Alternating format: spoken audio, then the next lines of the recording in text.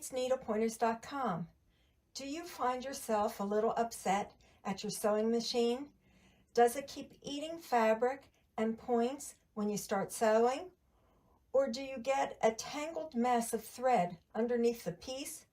Today I am going to show you a quick tip to help you to sew smoothly.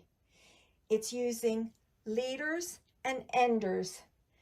Some people call them thread savers, others call them starters and stoppers.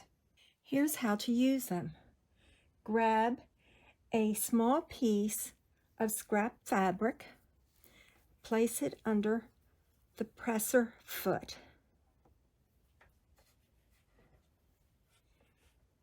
Begin to sew across it to the end. Once you're at the end of the scrap fabric, using the chain piecing method or whatever method you're going to be using, simply begin to stitch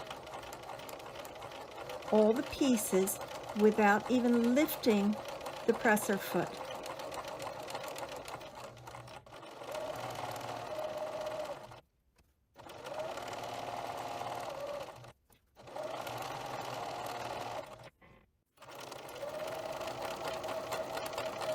When you get to the end, take another piece of scrap fabric. I like to fold it in half, place it under, and this one you'll be ready when you sew the next time.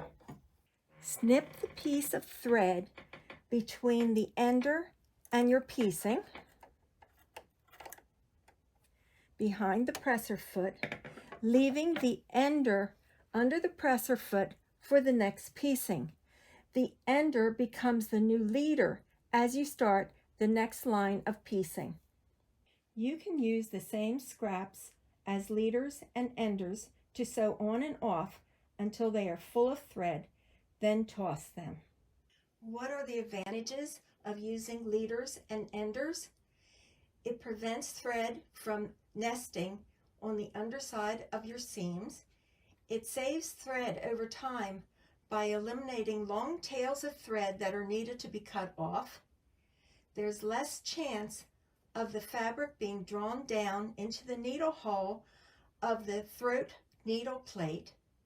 It forces you to clip your thread tails. It's a great way to use up scrap fabric. It prevents your needle from unthreading, and there's less trimming of thread. I hope you enjoyed this video on how to use leaders and enders, which are also called thread savers. Please like, share, and comment. Subscribe to our channel and follow us on Facebook by clicking the link in the description box. Also, visit our website, needlepointers.com, for lots of other quilting and sewing free projects, instructions, tutorials, and tips.